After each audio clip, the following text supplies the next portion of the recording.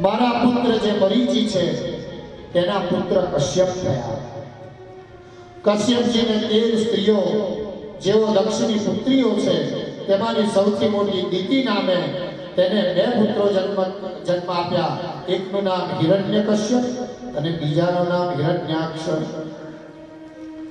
ભગવાન નારાયણે નરસિંહ અને વરાહનું સ્વરૂપ લઈ તેમનો વધ કર્યો. તેના મરણથી દુઃખિત થઈ એકવાર દિતિ માતા કશ્યપજી તપ કરતા હતા એમની સમગ્ર પ્રસ્તુત થયા અને કશ્યપજીને પ્રાર્થના કરવા લાગ્યા કે હે કશ્યપજી, મને ઉત્તમ અને વીર પુરુષ જ્યાં જગતના 3 લોક પર રાજ્ય કરે એવા પુત્રનો જન્મ થાય એવા આશીર્વાદ આપો, અથવા એવો કોઈ માર્ગ બતાવો જેનાથી મારે ત્યાં એવા પુત્રનો જન્મ થાય. ત્યારે કશ્યપજીએ કહ્યું કે જાઓ, 12 માસનું એક વ્રત છે, તે વ્રત આપ કરો, તે કરવાથી આપની ઈચ્છા પૂર્ણ થશે. 11 માસ 15 દિવસ પૂર્ણ થયા. સુંદર રીતે એક નદીને કિનારે દિતિ માતાએ વ્રત આચર્યું. 15 દિવસ બાકી હતા. ઇન્દ્રરાજને ખબર પડી. એક નાના બાળકનું રૂપ લઈ રડતા રડતા માથું ખંજવારતા એ નદીને કિનારે આવ્યા. ભૂખથી વ્યાકુળ થઈ પેટ પકડીને બૂમો પાડવા લાગ્યા. માં દિતિએ સાંભળી અને તરત જ બહાર આવ્યા દોડતા અને દિતિ માતાએ કહ્યું કે હે બાળક, તું શા માટે રુદન કરે છે? તારી માટે શું આખું બોલ, તને તારો શોક નાશ થાય. ઇન્દ્ર રૂપીએ બાળકે કહ્યું કે મારી પાસે ભોજન નથી. માતાએ કહ્યું કે હું તમને ભોજન આપીશ. તો કે હું એમને ભોજન નહીં લઉં, હું તમારી સેવા કરું. જો સેવા કરીશ તો જ ભોજન લઈશ. એમને પરિશ્રમ કર્યા વગર ભોજન નહીં કરું. માતા મૂંઝવણમાં પડ્યા. કઈ વાંધો નહીં, તું સેવા કરજે. થયું એમ.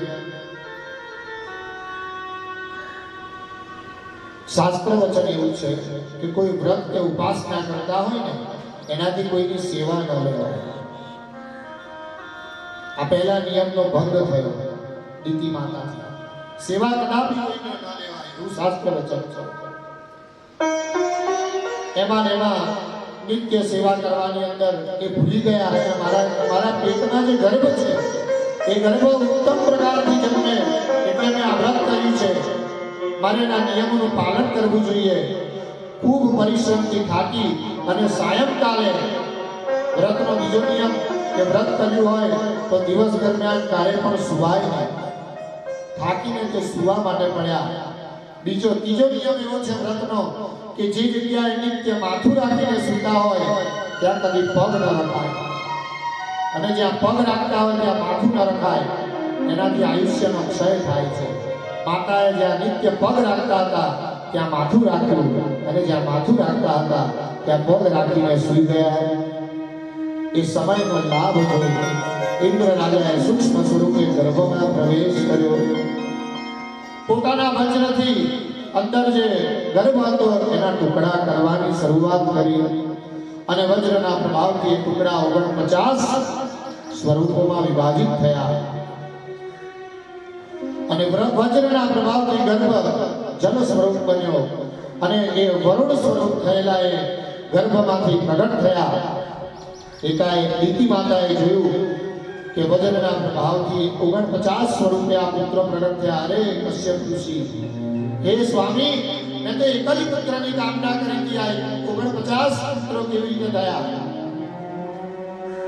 પાછળ ઉભેલા દાસ સ્વરૂપ જે પુત્ર હતો તેને પણ ઉત્તમ દેહ વાળો જોઈ તેમને શંકા થઈ. દિતિ માતા શોકયુક્ત થયા. જે 49 સ્વરૂપે પ્રગટ થયા તે મરુદગણો સ્વરૂપ થયા, અને ઇન્દ્રની સાથે તે પણ પોતે સ્વર્ગમાં ગયા. આ બાજુ તેમને ત્યાં વજ્રાંગ સ્વરૂપે પુત્ર રહ્યો. તેને પોતાની પાસે રાખ્યો. એ વજ્રાંગે મોટા થઈ તપ કર્યું. તપમાં ભગવાન બ્રહ્માજી પાસેથી વરમાં અને અનન્ય શક્તિ માંગી, અને ઇન્દ્ર રાજા પર ચડાઈ કરી ઇન્દ્રનું સિંહાસન લઈ લીધું.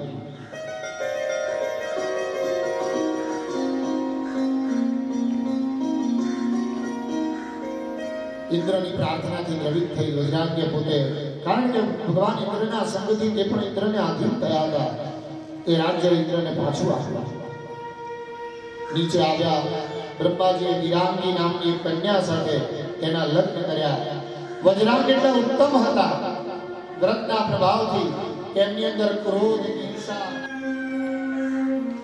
અને તેના પ્રભાવ, વ્રતના પ્રભાવથી તે ખૂબ જ તેજસ્વી હતા.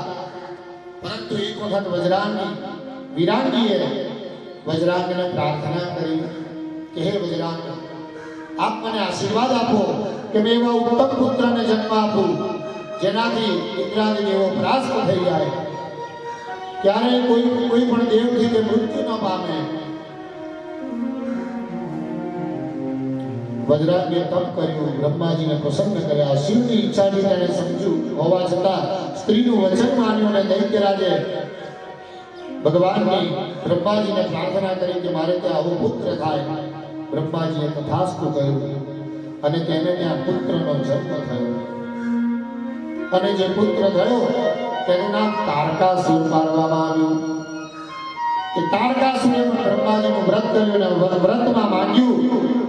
અને વ્રત કેવી રીતે કર્યું? તો કે તારકાસુર જમીન પર અંગૂઠો મૂકી અને કેવળ અંગૂઠા પર ઉભા રહી 100 વર્ષની તપસ્યા કરી. બીજા 100 વર્ષ સુધી તેમણે જળની અંદર ઉભા રહીને તપસ્યા કરી. બીજા 100 વર્ષ તેમને જળનો અને આહારનો ત્યાગ કરી તપસ્યા કરી, કેવલ વાયુનું ભક્ષણ કર્યું. બીજા 100 વર્ષ તેમને ઊંધા ઝાડ ઉપર લડકી નીચે ધૂણો કરી તપસ્યા કરી. એવી અનેક પ્રકારની ભગવાનની તપસ્યા કરી બ્રહ્માજીને પ્રસન્ન કર્યા અને વર માંગ્યો કે ભગવાન શિવ તો અત્યારે ત્યાગી થઈ ગયા છે અને એમની લગ્ન નહીં કરે સતી માતાના વિયોગમાં, તો હું શું માંગું? તો એમણે વિચાર કરીને માંગ્યું કે હે મહાભાગ, હે મહાપ્રભુ, તમે રચેલા સમગ્ર લોકમાં મારા સરખો બળવાન પુરુષ કોઈ પણ ન થાય. જ્યારે શિવના વીર્યથી ઉત્પન્ન થયેલો પુત્ર દેવોનો સેનાપતિ બને તો તેના દ્વારા જ મારું મૃત્યુ સત્ય બને, બાકી મારે કોઈ મારી ન શકે. આ વરદાન માંગી વરદાનના મદમાં અભિમાનમાં ચૂર બનેલા એ તારકાસુરે દૈત્યરાજ બની અને ઇન્દ્ર રાજા પર હુમલો કર્યો. ઇન્દ્ર ભગવાન પરાસ્ત થયા અને આ બાજુ ભગવાન શિવની પ્રાર્થના કરવા લાગ્યા. બ્રહ્માજીએ કહ્યું કે ભગવાન શિવ સમાધિમાં છે, જો એમની સમાધિ ભંગ નહીં થાય તો એ લગ્ન કેવી રીતે કરશે? અને ભગવાન શિવની સમાધિ કઈ સામાન્ય નથી કે ગમે તે વ્યક્તિ એને ભંગ કરી શકે. ત્યારે ફરી ઇન્દ્ર ભગવાને કામદેવજીનું સ્મરણ કર્યું. અનંગાય વિદ્મહે મહાતેજાય ધીમહિ તન્નો કામ પ્રચોદયાત્. ઇન્દ્ર ભગવાને કહ્યું કે આપના સહયોગથી મારા રાજ્યનું ઘણું રક્ષણ થયું છે. જાઓ આપના મિત્ર વસંત અને માતા રતિ સાથે જઈ અને ભગવાન શિવના તપનો ભંગ કરો. સુંદર વાતાવરણ ઊભું કર્યું. રતિજીએ નૃત્ય કરવાનું ચાલુ કર્યું. કામદેવજી અને રતિજીએ વિકારોને પ્રગટ કર્યા. તે વખતે અચેતન જળ પદાર્થોને પણ કામમાં આસક્ત થઈ જાય એવા અતિશય કામાસક્તિ થાય એવા વાતાવરણની રચના કરી અને ભગવાન ઉપર મન્મથ બાણો છોડ્યા. ભગવાન શિવની સમાધિ તૂટી તો ખરી, પણ ભગવાને પોતાના ત્રીજા નેત્રથી કામદેવને ભસ્મ કરી દીધા. કામદેવનો નાશ થયો. રતિજીએ ખૂબ ભગવાનની પ્રાર્થના કરી પણ ભગવાને સાંભળ્યું નહીં. તે વખતે ભગવાનના આંખમાંથી ઉત્કૃષ્ટ થયેલો જે અગ્નિ હતો તે અગ્નિએ વડવાના સ્વરૂપ ધારણ કર્યું અને જગતને બાળવા લાગ્યો। ત્યારે ભગવાન બ્રહ્માજીએ તે અગ્નિને હાથમાં લઈ સમુદ્ર પાસે ગયા। સમુદ્રજીને કહ્યું કે આપ આ અગ્નિનું રક્ષણ કરો।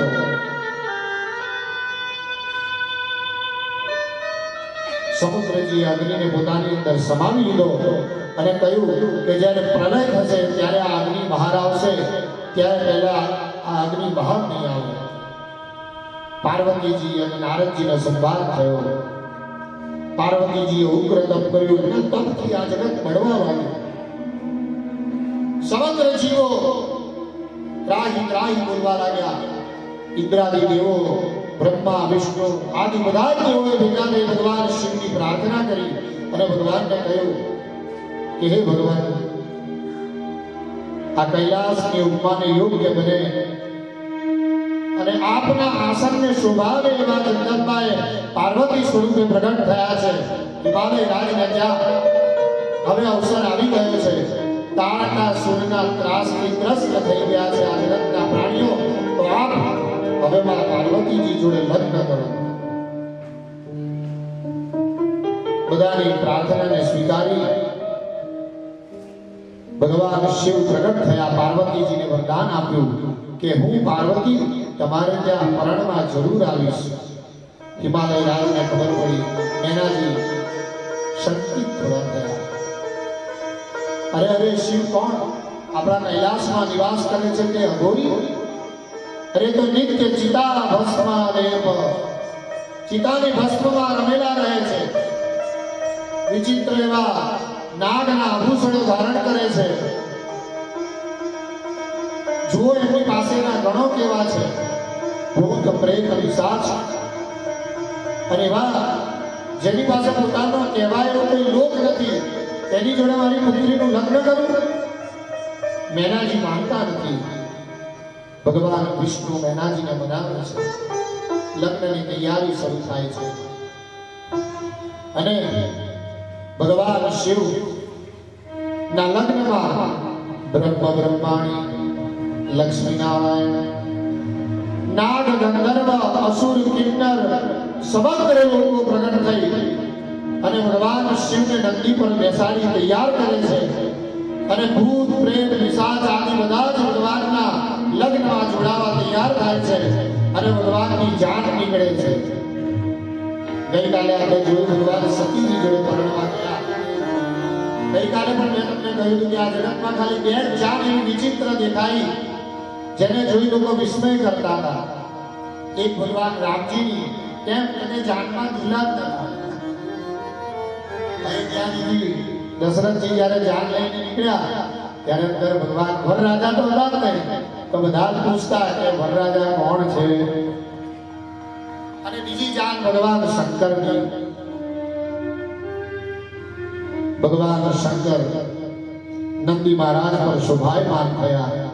દિવ્ય ત્રિશૂલ એમના હાથમાં, એક હાથથી ડમરું વગાડે, એવા વિચિત્ર વિચિત્ર નાદ થાય।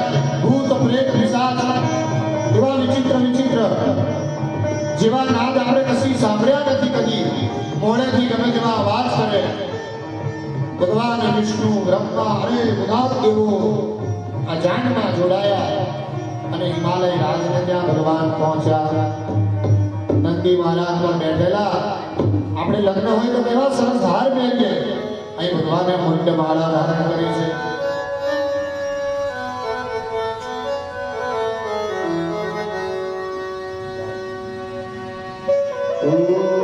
હે આવી છે જબરી જાન, શ્રીજી પરણે છે।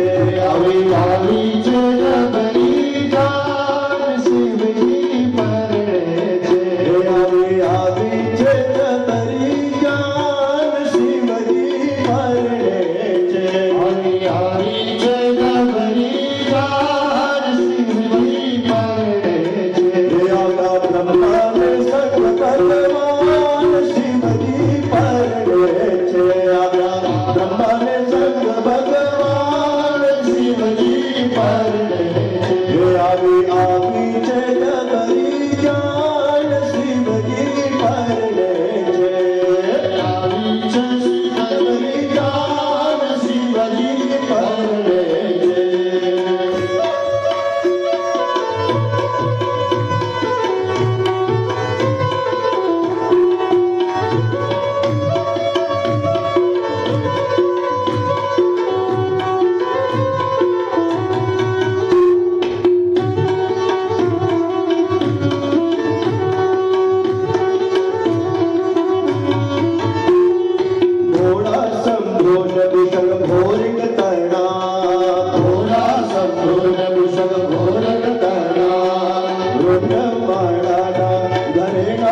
ગણાય રૂંઢમાળાના ઘરેણા ગણાય ભૂતો પિશાચ કરેલા શિવજી પરતા પાદુરા કઈ ભડકી ભાગે જાન જોતા પાદુરા કઈ ભડકી ભાગે માતા બોલા જે કઈ ભાન શિવજી પરલે છે આવી છે જબરી જાન શિવજી પરલે છે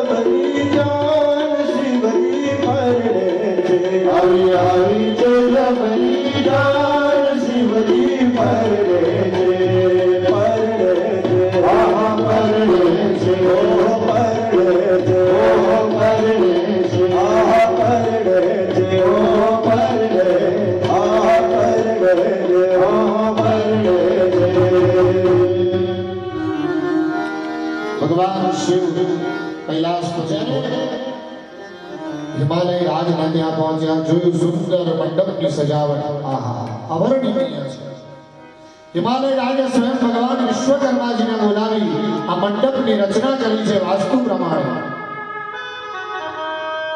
એની શોભા વર્ણન ન કરી શકાય સપ્તર્ષિઓ હાથમાં સમુદ્ર આદિ તીર્થોનું જળ લઈને ઊભા છે અને મેનાજી અને હિમાલય રાજ તેમજ આવેલા વર સ્વરૂપ ઉત્તમ ભગવાન મહાદેવ પર પાણીનું છાંટી અને મંત્રોચ્ચાર કરે છે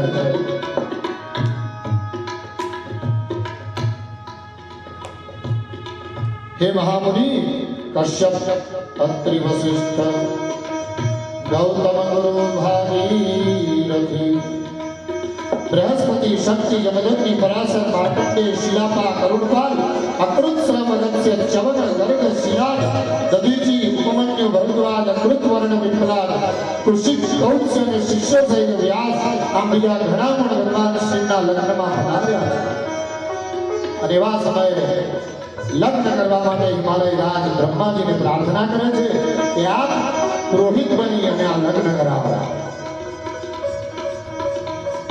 સુશોભા છે લગ્નની જેનું વર્ણન કરતા વ્યાસજી કહે છે કે હું પણ ગોઠું મળી જાઉં બધા જ ઉત્તમ બ્રાહ્મણો ભગવાનનું લગ્ન કરાવવા માટે આવ્યા છે વિવાહની વેદી પર બેસતા પહેલા ભગવાનને એક જગ્યાએ ઉતારો આપે છે અને ત્યાં ચર્ચા શરૂ થાય છે કે ભગવાન શિવના માતા પિતા વગર આ લગ્ન પૂર્ણ કેવી ભગવાન શિવ સમાધિસ્થ બેઠા છે વિષ્ણુ બ્રહ્માદિ દેવો વિસ્મયમાં પડ્યા કે અરે શિવના માતા પિતા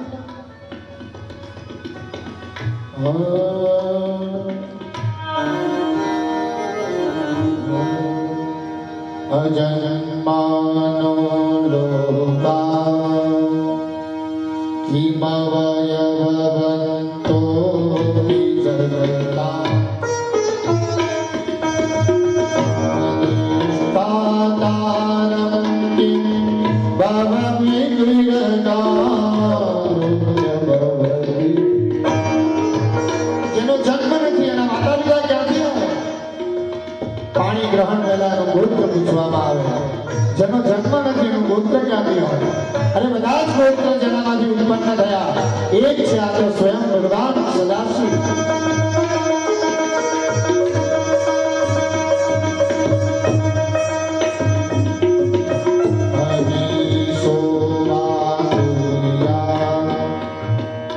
ભુવન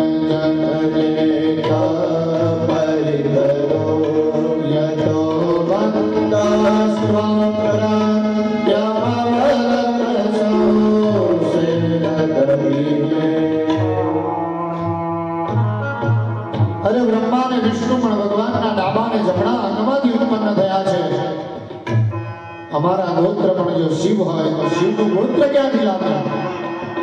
એટલામાં મુનિ શ્રેષ્ઠ અત્રિ મહારાજ અને અક્ષુરાજી ઉભા થયા અને આગળ આવીને કહેવા લાગ્યા કે ભગવાન શિવના પિતાનું સૌભાગ્ય હું પ્રાપ્ત કરીશ. અને ત્યાં અત્રિ ઋષિ અને અક્ષુયા માતા એમના માતા પિતા બની અને આગળ વધે છે.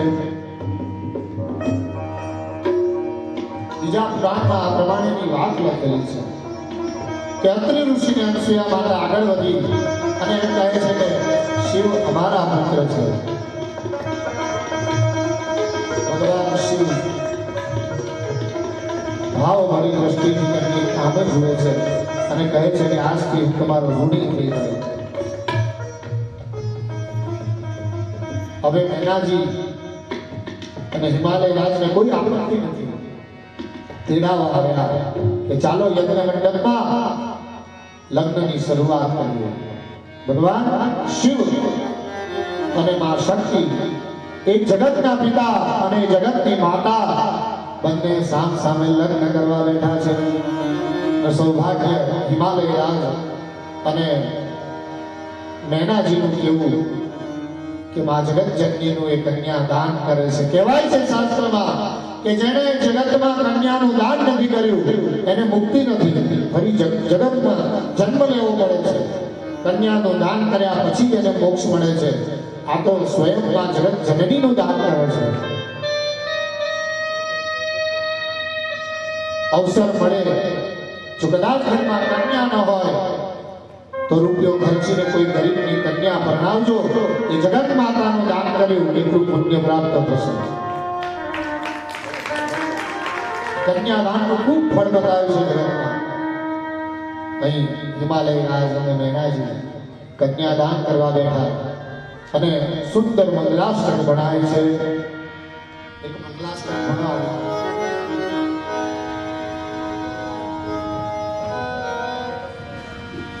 બ્રાહ્મણોના મુખેથી જ્યારે મંગલાષ્ટક ભણાય ત્યારે આખા વાતાવરણમાં મંગલ ફેલાઈ જાય. બધાને આવડે એવું આપણે મંગલાષ્ટક ભણ્યું. ગંગા સિંધુ સરસ્વતી જય યમુના. બોલજો બધા આવડે તો. આ તો ભગવાન શિવનું નર્મદા કાવેરી સરયો મહેતરયા ધર્મવતી વેદિકા क्षिप्रावे कवती महासुगंधी जागा गया गंडकी पूर्ण जले समुद्र सहित कुर्यात् सदा मंगल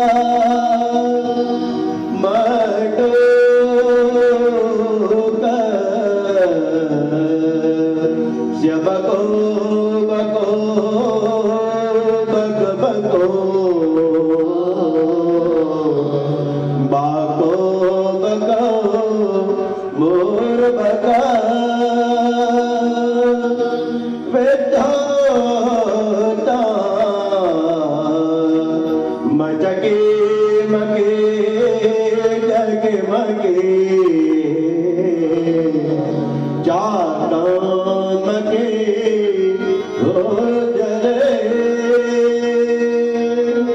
इत्थौन दकिशोर गोप वनिता कुर्यात् सदा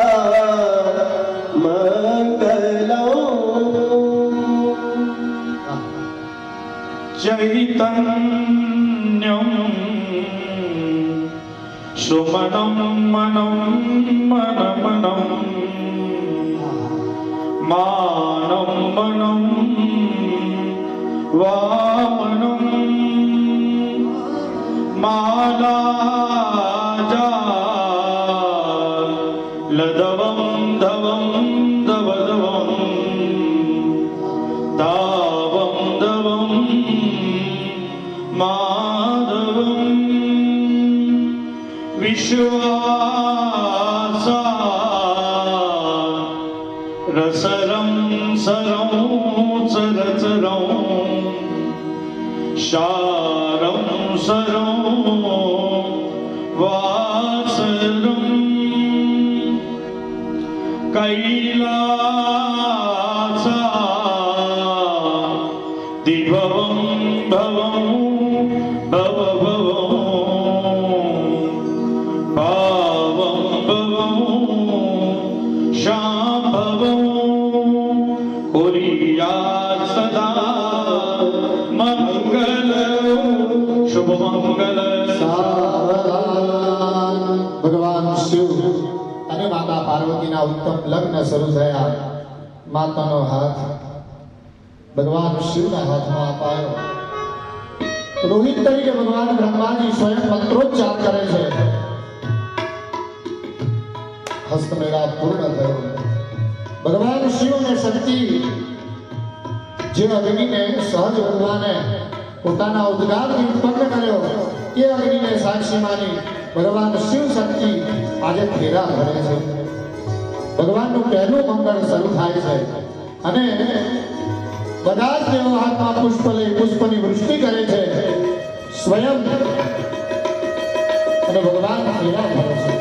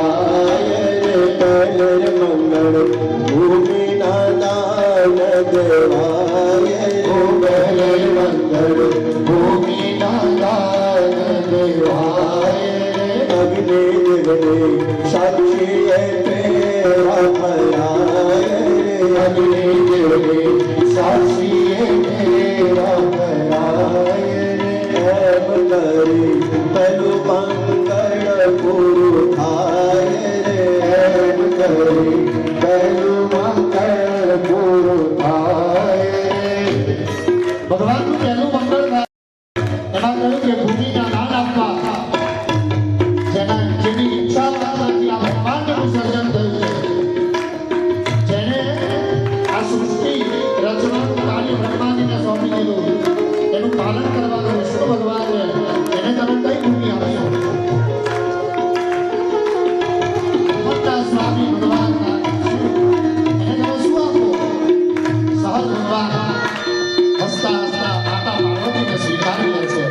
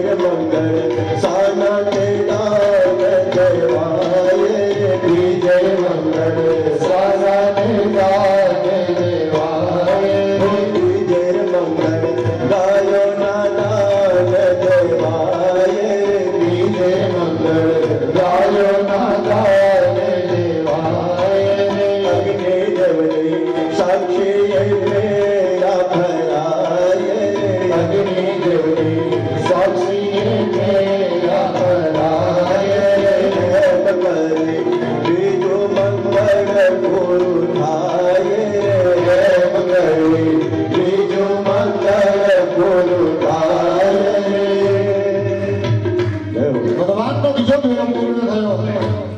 કેટલી ગાયોના દાન આપશો? આપણે બીજે દિવસ વાત કરી હતી કે જે મનુષ્ય એક વખત હૃદયપૂર્વક મહાદેવ બોલે છે, ભગવાન એનો પરમ ભક્ત માની લે છે, અને બીજી 2 વાર બોલે તો એમના ઋણી થઈ જાય છે. એવા ભગવાન મહાદેવને તમે કેટલા ગાયના દાન આપશો?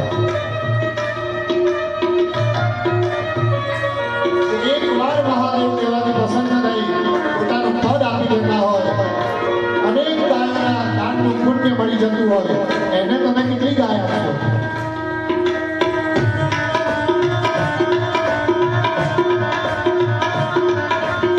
ભગવાનનું ત્રીજું મંગળ શરૂ થાય છે. અત્રિ ઋષિ અને ઋષિ આદિ ભગવાન પર પુષ્પવૃષ્ટિ કરે છે. જય હો.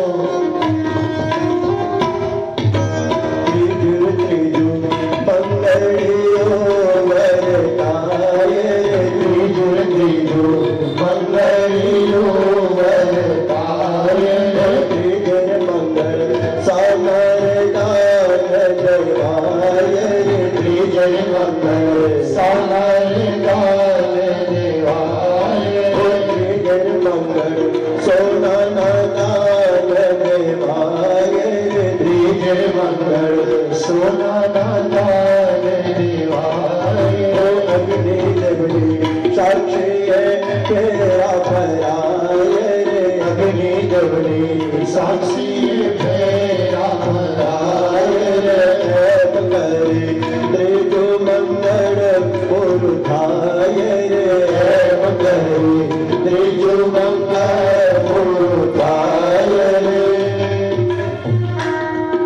ત્રીજા ફેરે ભગવાનને સોનાના કાન આપવાનું કહ્યું. અને જેની ચપટી ભભૂતમાં એટલી શક્તિ છે કે કુબેર પણ ત્યાં માંગવા ઊભો થઈ જાય. ચપટી ભભૂત મેં ખજાના ઢૂંઢતા. કુબેર પણ તેની પાસે યાચના કરે છે. ધન જ્યારે અદ્ભુત થાય ત્યારે એવા ભગવાન શિવને શું સોનાના દાન અપાય?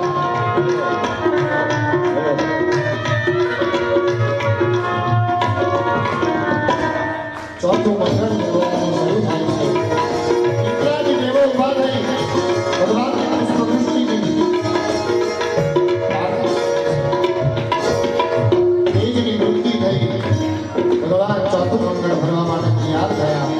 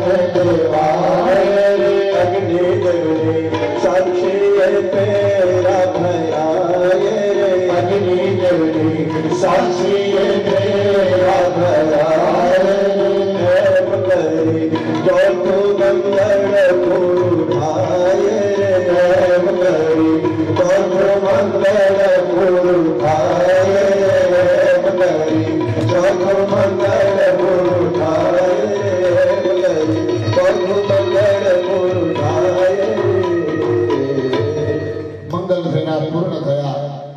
ભગવાન શિવ અને શિવા વેદી પર વિરાજમાન થયા.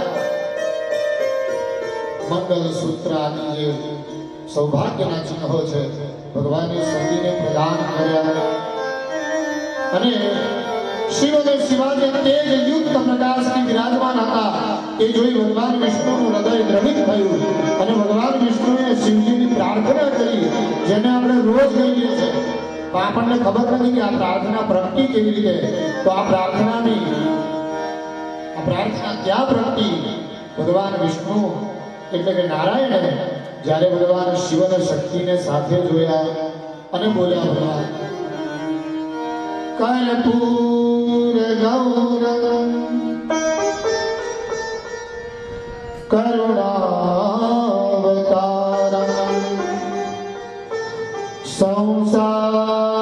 संसारसारं भुजगेन्द्रहारं सदा वसन्तं हृदयारविन्दे भवं भवामि सहितं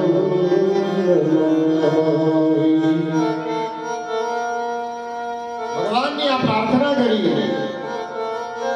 કર્પૂર જેવો વર્ણ ભગવાનનો એના દર્શન કરતા જ મનુષ્યના શોક નાશ પામે તરત જ સ્વર્ગાદી લોકો જેને પ્રાપ્ત થઈ જાય એવા ભગવાન શંકર મહાદેવ કર્પૂર જેવા લાગે છે આ જગતમાં જો કોઈ પણ દેવની અંદર કરુણા છે એ કરુણાનો ઉદ્ભવ કરતા જે છે ભગવાન શંકર છે અને એમની કરુણાનો કોઈ પાર નથી એ તો સમુદ્ર છે કરુણાનો કરુણાવતાર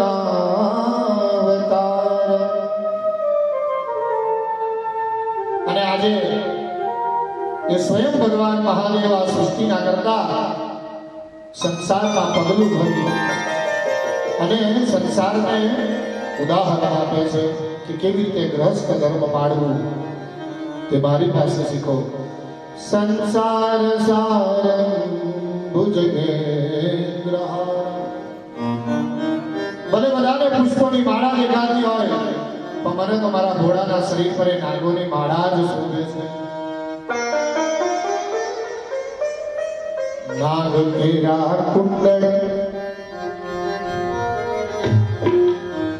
नाग केरा बाजूबंद नाग केरा हार नागण केरा कुंडल सुहावे बोलो अगल बम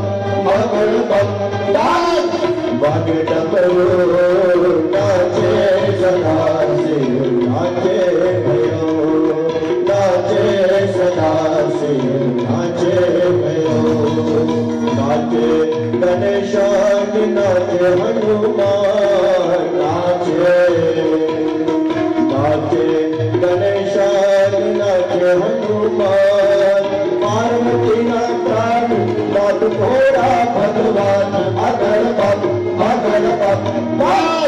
वागे डमरू नाचे सदा शिव नाचे भयो नाचे सदा शिव नाचे भयो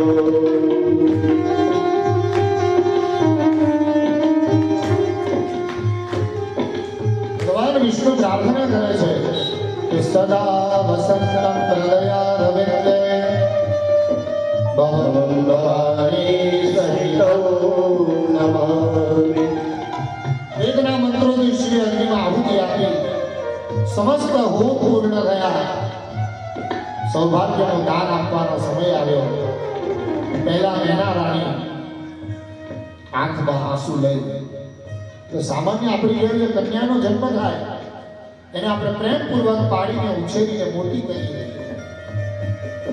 એના ઘરમાં દોડવાથી જે ઝાંઝરનો અવાજ આવતો હોય એ અવાજ હવે બંધ થઈ જશે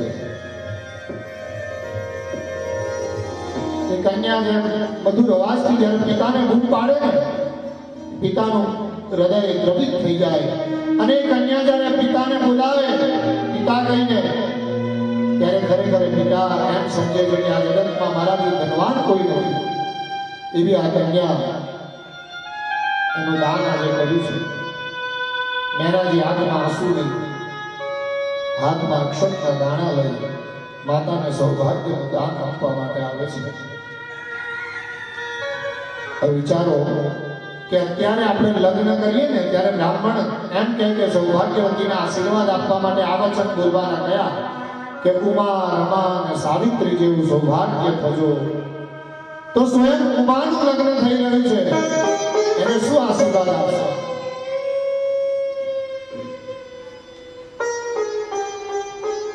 એવી સુકોમલ કન્યા જેના પગલા ઘરમાં જ્યારે ફરતા હતા ને ત્યારે મારું ઘર નંદન વન સમાન થઈ ગયું હતું કદાચ સ્વર્ગમાં પણ એ સંપત્તિની હોય જે સંપત્તિ પિતા બોલનારી મારી કન્યાએ ઘરમાં ઉત્પન્ન કરી હતી એવી મારી કન્યા એને આજે હું સૌભાગ્યનું દાન આપવા જઉં છું.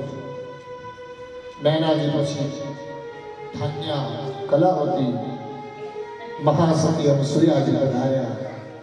મસ્તક પર હાથ પધરાવી અને મા ભવાનીને આશીર્વાદ આપે છે.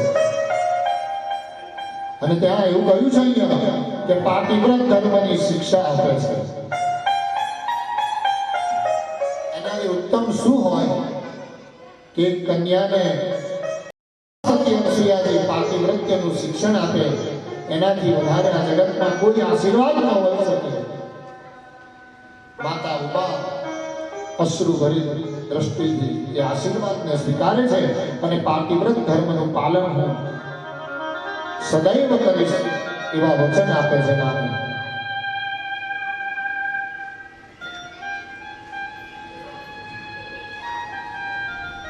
ધ્રુવના દર્શન કરે છે, હૃદયાલંબન કર્મ પૂર્ણ કરે છે અને મહોત્સવ પૂર્વક સ્વસ્તિ વાચન બ્રાહ્મણો દ્વારા ભણવામાં આવે છે. હિમાલય રાજ છેલ્લે શિવજીને કહે છે કે મને એક વચન આપો પ્રભુ, હું જ્યાં સુધી ના કહું ત્યાં સુધી તમે આ હિમાલય એટલે કે આ પર્વત છોડીને નહીં જાઓ. ભગવાન શિવ વચને બંધાય છે. આ જ રીતે જ્યારે ભગવાન શ્રી રામ અને સીતાજીનું લગ્ન થયું, વાલ્મીકી રામાયણમાં લખે છે દશરથજી સવારે પ્રાતઃકાળમાં ઉઠી જનકજીને મળવા જાય છે અને એમ કહે છે કે જનકજી, હવે અમને આજ્ઞા આપો, ઘણા દિવસ થયા, હવે અમે અયોધ્યા જઈશું. આ પુત્ર વધુના દર્શન મારા અયોધ્યા વાસી પણ કરે જે ઘણા નથી આવી શક્યા, વૃદ્ધાવસ્થા પામેલા એ લોકો.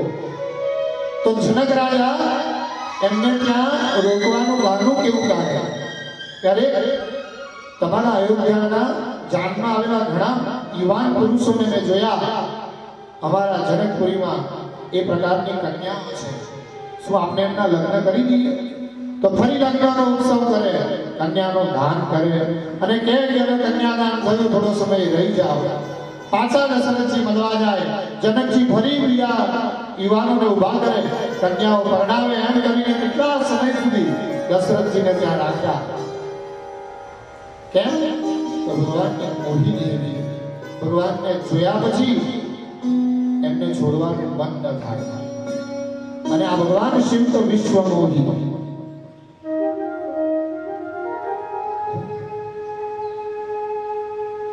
જે ભગવાન શિવની સ્વયં મૃત્યુ પણ યાચના કરે એ ભગવાન શિવને ત્યાગવાનું મન કેવી રીતે થાય?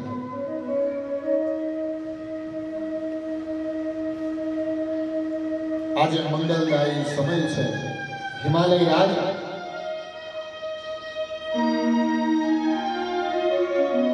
એ 16 દિવ્ય સ્ત્રીઓ તરત જ મહાઆદરપૂર્વક બંને સ્ત્રીના પુરુષના દર્શન કરવા માટે આવ્યા. મહાદેવ અને મહાદેવીના દર્શન કરવા માટે સરસ્વતી, લક્ષ્મી, સાવિત્રી, ગંગા, અદિતિ, ઇન્દ્રાણી, લોપામુદ્રા, અરુંધતી, હરિયા, અનસુયાજી, નાગ કન્યાઓ, દેવ કન્યાઓ બધા જ આવ્યા. બધાએ આશીર્વાદ આપ્યા. હિમાલય રાજ અને છેલ્લે રતિ માતા પણ ત્યાં પધાર્યા. માં પાર્વતીને પ્રાર્થના કરે છે કે હે જગદંબા, આજે તો તમે સૌભાગ્ય પ્રાપ્ત કર્યું, પણ થોડા સમય પહેલા મેં મારા સૌભાગ્યને ખોઈ દીધું છે. આજે આ શુભ અવસર પર આપ ભગવાન મહાદેવને કહો કે મારા પતિને પણ જીવિત કરે.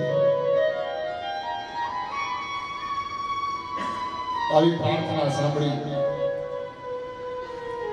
ભગવાન મહાદેવ પ્રસન્ન થઈ અને જ્યાં દ્રષ્ટિ કરે છે ફરી કામદેવજી પ્રગટ થાય છે. બોલીએ કામદેવ મહારાજ કી જય. પતિને પ્રાપ્ત કરી મહેશ્વરને પ્રણામ કરી ઉત્કર્ષ પામી તે રતિ અને કામદેવ ત્યાંથી પસાર થાય છે. આ બાજુ હિમાલય રાજ ભોજનનો આરંભ કરે છે.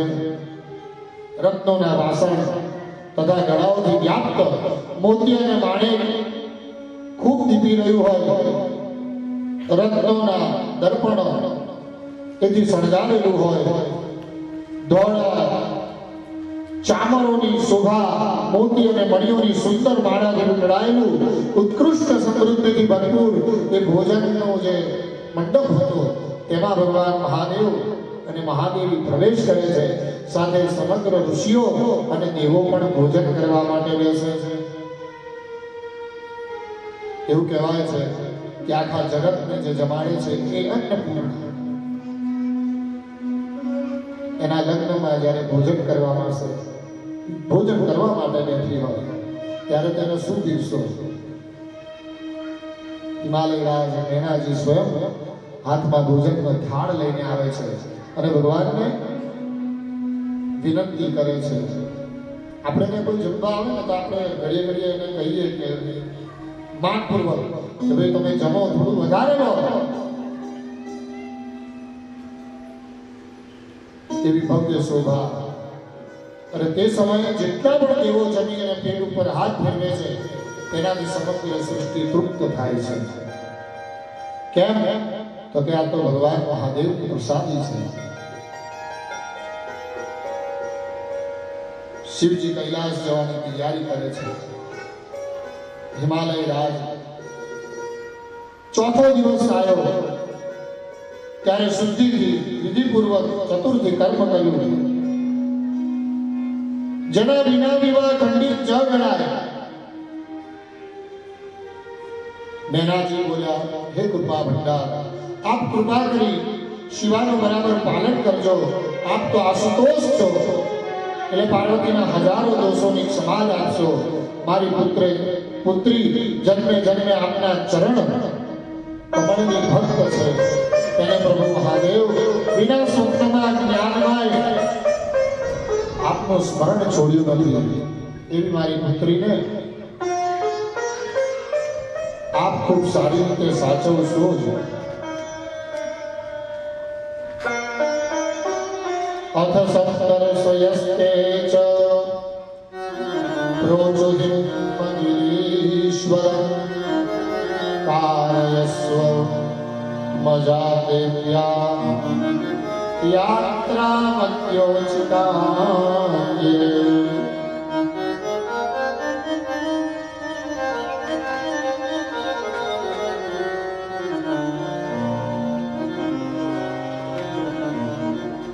પાતિવ્રત્યના નિયમ તો તમે ઘણા સતીએ આપ્યા, છતાં પણ હું બે કઈ વચન કહું છું. પિતા જ્યારે કન્યાનું વિદાય થાય ને તે પહેલા કન્યાને માથે હાથ મૂકીને કહે છે. પહેલેના પિતા પોતાની કન્યાને વિદાય સમયે આવા વચનો કહેતા હતા કે હે પુત્રી, પત્નીએ કાયમ પતિ સૂઈ જાય તે પછી શું, તે જાગે તે પહેલા ઉઠી જવું. પતિવ્રતાએ પતિનું નામ કદી ન લેવું. અત્યારે તો બૂમ પાડે, સ્વીટુ, અનેક નામો છે એવા જેને કહીને બોલાવે. પહેલા પ્રાણ ના થયું કહેવાય, નામ ના થયું. ઘણા લોકોએ પર્યાય શોધ્યો હતો કે પુત્રના નામથી પતિને બોલાવો. એ પણ મર્યાદિત છે, ખૂબ સુંદર. એ રીતે બોલાવો તો પણ સારું. પિતા કહે છે કે પૂજાના બધા સાહિત્ય કયા વિના પોતે તૈયાર કરી આપવા અને સમય પ્રમાણે યોગ્ય હિતકારી અવસરની રાહ જોયા કરવી. પતિ જ્યારે સંધ્યાદી કર્મ કરવા બેસે, આ તો દેવોની વાત છે, તે પહેલા આસન પાથરી દેવું, દરબાણ મૂકી દેવું, પવાલું ભરી દેવું, હવનની સામગ્રી તૈયાર કરી દેવી. એ કઈ મૂકેલું છે જાતે લઈ લો, રોજ ના આપવાનું હોય એવું ના કહેવાય.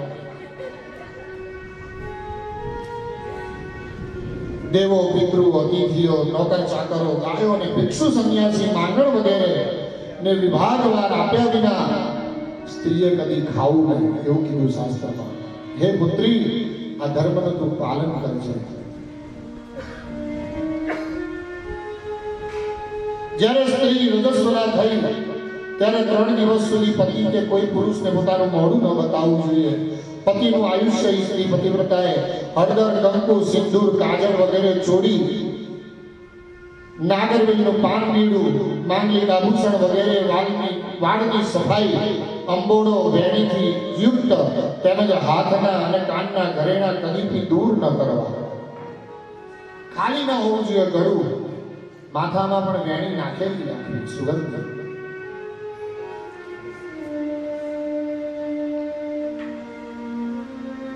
પતિવ્રતા સ્ત્રી માટે પોતાનો એક પતિ જ બ્રહ્મા વિષ્ણુ અને શિવ કરતા અધિક માનવામાં આવ્યો છે. જે સ્ત્રી પતિને ઓળખી તેની આજ્ઞામાં ન રહે, વ્રત ઉપવાસ તથા નિયમનું પાલન કરે, તે પતિનું આયુષ્ય હરે છે તે જાણવું. પતિ કહે કે ભાઈ આજનો ઉપવાસ કરવાની શું જરૂર છે, તમે બેસો ખબર ના પડે એવું ન કહેવાય. પતિ કહે કે આજે ઉપવાસ ન કરશો તો નહીં કરવાનો, તેનું પુણ્ય વધારે ઉપવાસ કર્યા કરે. નિત્ય સવારમાં પતિની વહેલા ઉઠી એની પ્રદક્ષિણા કરવી, તેને ચરણે વંદન કરવું. જે સ્ત્રી પતિને તુકારીને બોલાવે છે તે અવશ્ય મૂંગી થાય છે, અને જે સ્ત્રી પોતાની શોખની વારંવાર ઈર્ષા કરે છે તે દુર્ભાગી થાય છે. જેના ઘરમાં દેવી તુલ્ય પતિવ્રતા સ્ત્રી હોય છે તેની માતા લોકમાં ધન્યવાદને પાત્ર ગણાય છે, તેનો પિતા લોકમાં ધન્યવાદને પાત્ર બને છે, અને તે પતિ પણ ખરેખર ધન્ય ગણાય છે. માટે સ્ત્રીએ પાતિવ્રત્યનું પાલન અવશ્ય કરવું. જો સ્ત્રી પાતિવ્રત્યનું પાલન ન કરે તો તેના માતા પિતા સ્વર્ગમાં ગયા પછી પણ નિંદિત થાય છે.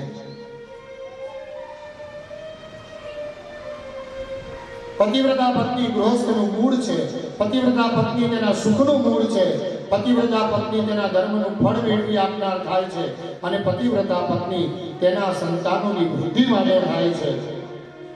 જેમ ગંગામાં પ્રવેશ કરવાથી આખું શરીર પવિત્ર થાય છે, તેમ પતિવ્રતા સ્ત્રીના માત્ર દર્શન કરવાથી શરીર આ જગત પવિત્ર બની જાય છે.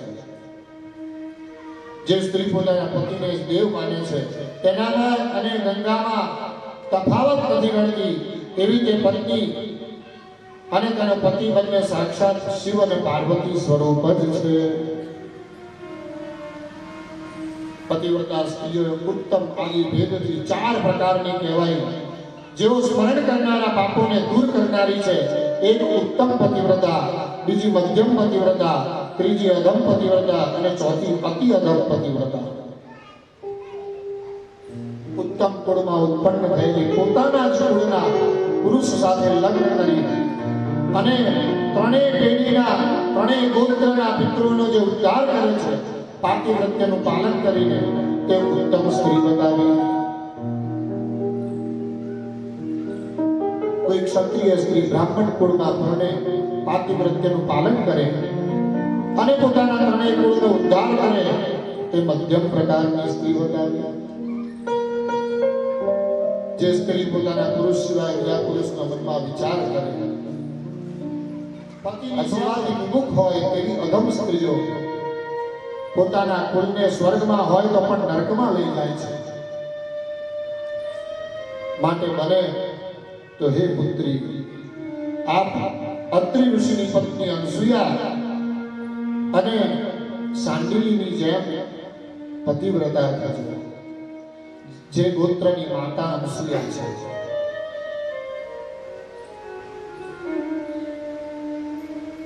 પાર્વતીને વારંવાર વેકી પડી તે ઘણા ઊંચા સ્વરે રડવા લાગી, ત્યારે પાર્વતી પણ કૃપા વચન ઉચ્ચારતા ઊંચેથી રડવા લાગ્યા. વિદાય થતા પ્રભુ શિવ પોતે યોગીશ્વર છે, છતાં પણ શિવ પણ રડવા લાગ્યા. કોણ રડ્યા વિના રહે? આ તો માં જગતજનની કન્યા સ્વરૂપે વિદાય થાય છે.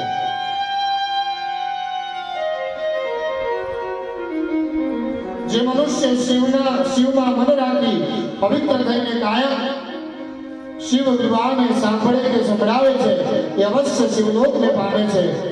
મેં કહેલું આ અદ્ભુત આખ્યા જીવનમાં મહાશાંતિ કરનાર, દુષ્ટ સ્વપ્નનો નાશ કરનાર અને શાંત કરનાર તથા બુદ્ધિ અને જ્ઞાન આદિ વધારનાર એવું આ ચરિત્ર જે મનુષ્ય સાંભળશે તેને અનેક કન્યાના દાન કર્યાનું પણ પુણ્ય પ્રાપ્ત થશે. શૃણુયાદ્વા શુચિર્ભૂત્વા ચરિતં શિવયો શિવમ सिद्ध्यन्ति सर्वकार्याणि सत्यं सत्यं न संशयः वन्दे वन्दनतुष्टमानसपते प्रेम प्रियं प्रेमदम् पूर्णं पूर्णतरः प्रपूर्णनिखिलये स्वय्यभासं शिवम् सत्यं सत्यमयं त्रिसत्यमिभवम् सत्यं प्रिवं सत्यदम् विष्णु ब्रह्मनुतं स्वकीयकृपयो पाताकृतिं शङ्करम् पाताकृतिं शङ्करम् જેમનું મન કેવળ બંધનથી સંતુષ્ટ થાય છે, જેમની આગળ મોટા મોટા સૂક્ત અને સ્તોત્ર ભણવાની જરૂર નથી, જેમને પ્રેમ અતિશય રહે છે, એટલે કહ્યું કે ભક્તિ હોય પણ જો પ્રેમ લક્ષણ ન હોય, જો ભક્તિમાં પ્રેમના લક્ષણો પ્રગટ ન થતા હોય તો ભગવાન એને સ્વીકારતા નથી. प्रेम लक्षण भक्ति ज भगवान स्वीकारे छे. जो प्रेम युक्त भक्ति होय तो तमारू एठू पण भगवान जमी ले छे.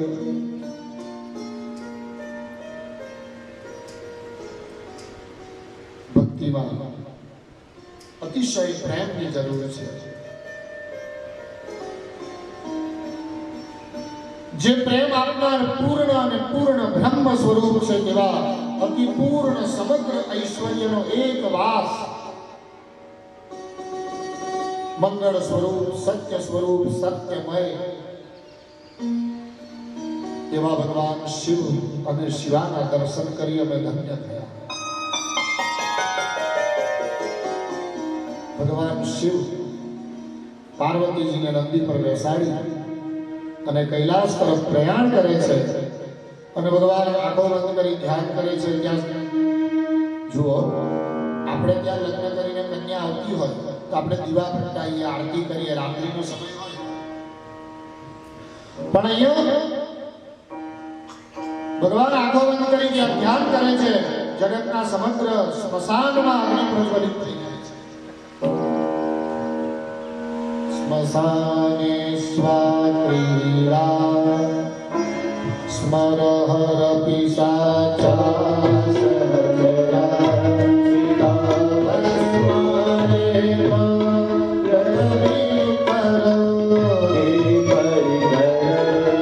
अमंगल्य श्रीराम तथा तुनारे नमकिलम तथा